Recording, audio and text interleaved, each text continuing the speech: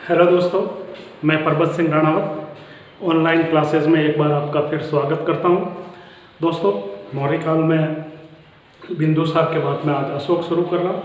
आज मैं अशोक का राज्याभिषेक, अशोक की उपाधियाँ, अशोक के उपनाम, अशोक की माता और अशोक की पत्नियों के बारे में मैं आपको बताऊँ। उसके राज्याभिषेक, उपाधि और पारिवारिक उसके सदस्य थे, उनके बारे में मैं बताऊंगा। तो दोस्तों, मैं आज शुरू करता हूँ आपके अशोक।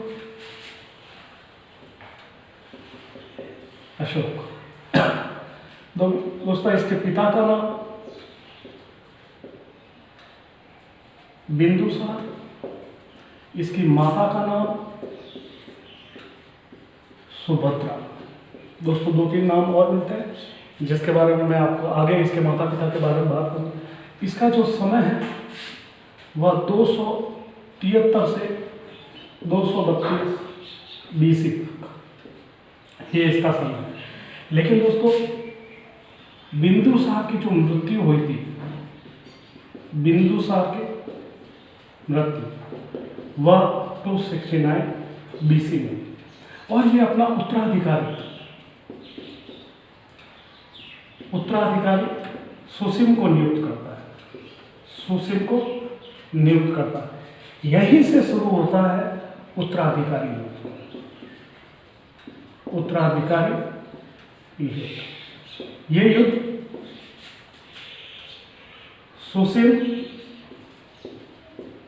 वर्सेस अशोक के बीच में होता है। अशोक और इसके बीच में। तो ये उत्तराधिकारी जो युद्ध होता है दोस्तों, ये देखना आप 4 वर्ष बाद में देखना, उत्तराधिकारी युद्ध में जो विजय होती है वह अशोक की। अब दोस्तों, बात ये कि 269 BC से 273 में BC में इसका राज्याभिषेक होता है।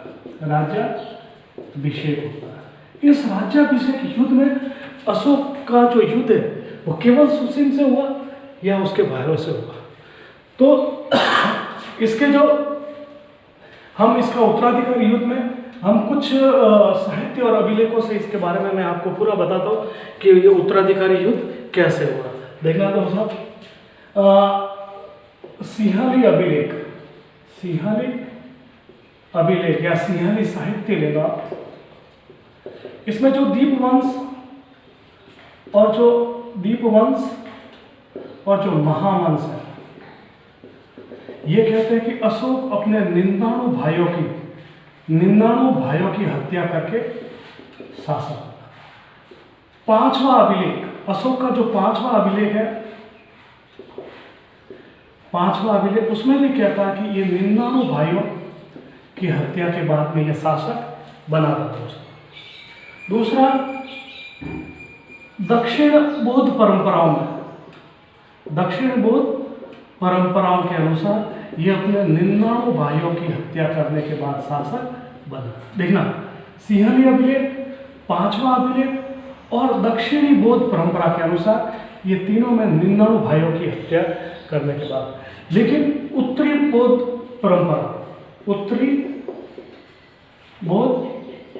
परंपरा के अनुसार ये केवल सुसीम की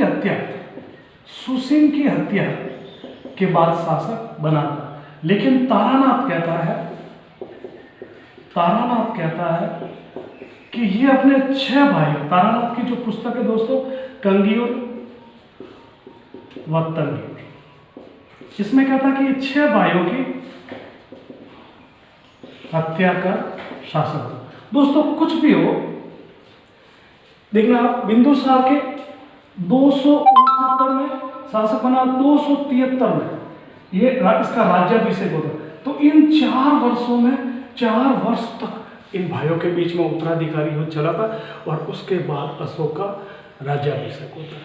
राज्याभिषेक होने के बाद अब देखना दोस्तों, अशोक की उपाधियां, कि अशोक को कौन कौन सी उपाधियां मिली थी, उन उपाधियों के बारे में मैं आपको बताऊंगा। उपाधियां भी इसकी बहुत मोस्ट है दोस्तों। देखना आप, उपाधि बौद्ध ग्रंथों में इसे अशोक छंद कहा गया, अशोक छंद कहा गया। दूसरा, पुराणों में इसको अशोक वर्धन कहा गया, अशोक वर्धन कहा गया।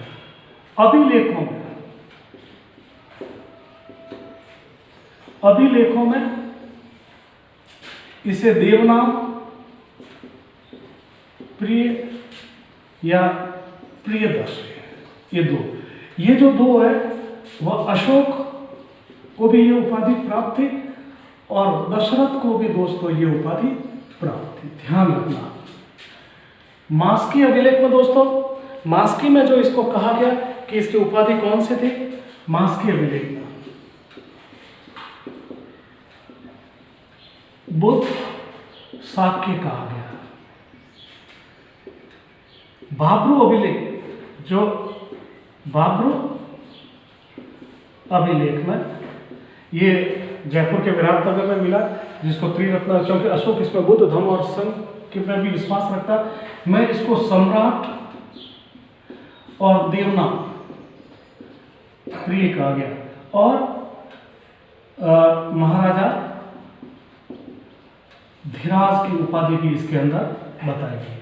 दोस्तों, महाराज धीराज के ऊपर एक पनगुड़िया अभिलेख है, पनगुड़िया अभिलेख मैं भी इसे महाराजा धीराज के नाम से इसको बताया गया। तो दोस्तों याद रखना, बौद्ध ग्रंथों में अशोक छंद, पुराणों में अशोक वर्धन, अभिलेखों में देवनाम प्रिय या प्रियदर्शी, ये उपाधि दो मौर्य साम्राज्य के दो शासकों में, अशोक में भी और दशरथ में भी।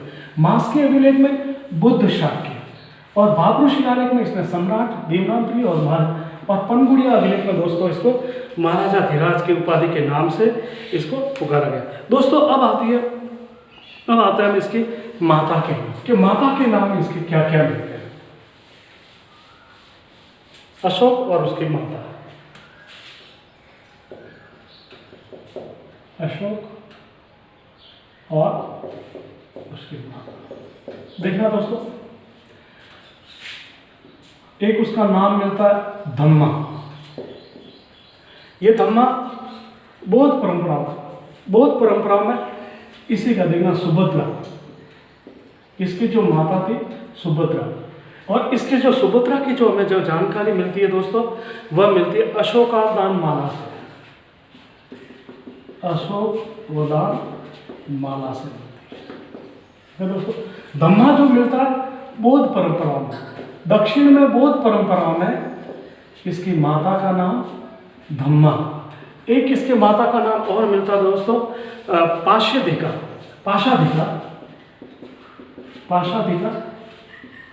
जो महाबोधि वंश में मिलता है दोस्तों। इसकी माताओं को नाम जो मिलता है, इसको और भी दो तीन नामों, जैसे अग्र महिषी है, प्रधान रानी है। इसकी माताओं को क्या कहता था, अग्र महिषी या प्रधान रानी। ये दोस्तों याद रखना, प्रधान रानी, अग्र महिषी या प्रधान रानी। यह अशोक की माताओं का वर्णन मिलता है, तो आपको इसका पूरा ध्यान रखना। पाशाधिका जो है महाबोधि वंश में है, या दिव्यावदान में भी इसका उल्लेख हो। ये ज़्यादा याद रखें दोस्तों, इसकी माता का नाम। अब दोस्तों मैं आता हूँ अशोक के पुत्र और अशोक की पत्नियाँ। इसके 5 पत्नियों के उल्लेख हमको मिलते हैं अशोक और उसकी पत्नियों में। उसकी 5 पत्नियों और उनकी पत्नियों के कौन से पुत्र थे और किसके लिए प्रसिद्ध थे। अशोक और पत्नियां, देखना सबसे पहले असंधि मित्रा। दोस्तों ये अशोक की पहली पत्नी थी और इसकी ये जो है उसकी ये सबसे बड़ी पट रानी थी उसकी। कौन सी थी, पट रानी। फिर महादेवी दोस्तों दूसरी देखना, 1 2। महादेवी का उल्लेख हमें महाबोधि वंश में मिलता है, और इसके जो पुत्र थे वो महेंद्र व संघमित्रा, महेंद्र व संघमित्रा। दोस्तों अशोक ने इन दोनों को अपने धर्म प्रचार के लिए श्रीलंका भेजा था, श्रीलंका भेजा था। यह आप अलग से याद रखें। महादेवी का बोधि वंश से मिलता है। महेंद्र और संघमित्रा इसके पुत्री और पुत्र के नाम थे और इनको बौद्ध धर्म के प्रचार के लिए श्रीलंका भेजा था दोस्तों। और तीसरी पत्नी तिष्यरक्षिता, दोस्तों तिष्यरक्षिता, ये जो मिलता है इसका नाम दिव्यावाद, दिव्यावाद। देखना अशोक, दोस्तों अशोक ने बौद्ध धर्म ग्रहण कर दिया था, लेकिन ये पत्नी उसकी हिंदू धर्म की पालना करती थी, हिंदू धर्म की पालना करती। जब अशोक की मृत्यु हो गई, अशोक की मृत्यु हो गई तो ये सती हुई थी, लेकिन बौद्ध परंपराओं में ऐसा सती का कोई उल्लेख नहीं था।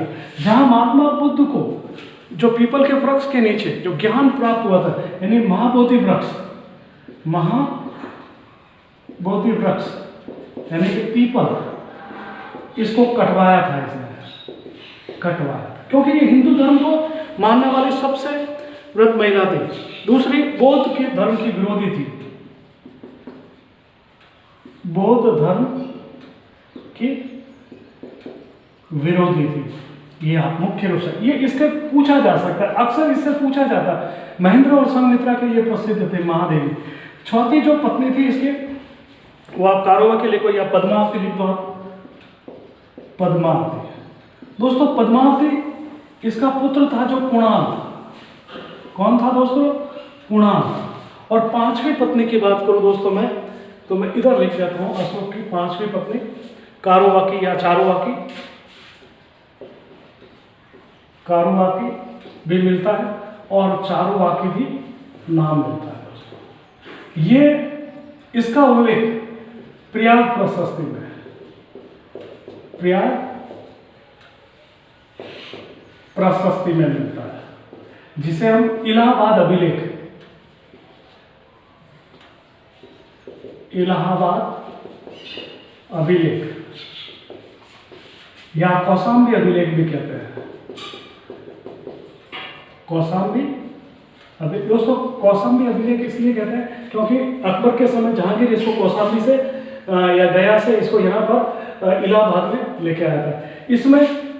इसमें कारुवाकी का नाम मिलता, इस अभिलेख में कारुवाकी का नाम मिलता, इसीलिए इसको रानी का अभिलेख भी कहते हैं, रानी का अभिलेख भी कहते हैं। इसमें इसके पुत्र तीवर की हमें जानकारी मिलती है, तीवर की हमें जानकारी मिलती है।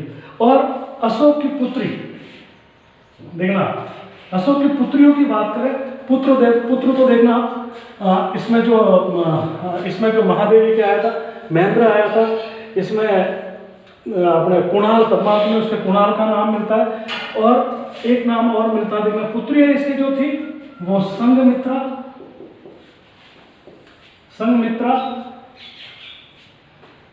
और चारुमित्रा, इसका नाम है। इसके बाद इसका एक पुत्र जालोक था, जिसकी इसने कश्मीर में नियुक्ति की थी, कश्मीर में नियुक्ति की थी। तो दोस्तों ये था अशोक और अशोक का उसका परिवार। दोस्तों मैं अब आपको बता देता हूँ कि नेक्स्ट क्लास में अशोक का सबसे बड़ा जो लेके आ रहा हूँ वो लेके आ रहा हूँ धर्म, और धर्म के बाद में मैं इसके कलिंग युद्ध की एक एक जानकारी आपके सामने। अशोक अपने धर्म के लिए प्रसिद्ध था, अशोक अपने परोपकार के लिए प्रसिद्ध था, अशोक अपने अभिलेखों के प्रसिद्ध था। उनकी एक एक क्लास लेंगे हम दोस्तों। नमस्ते दोस्तों, अगर मेरी आज की क्लास आपको बहुत अच्छी लगे तो लाइक शेयर एंड सब्सक्राइब जरूर करें दोस्तों। नमस्ते।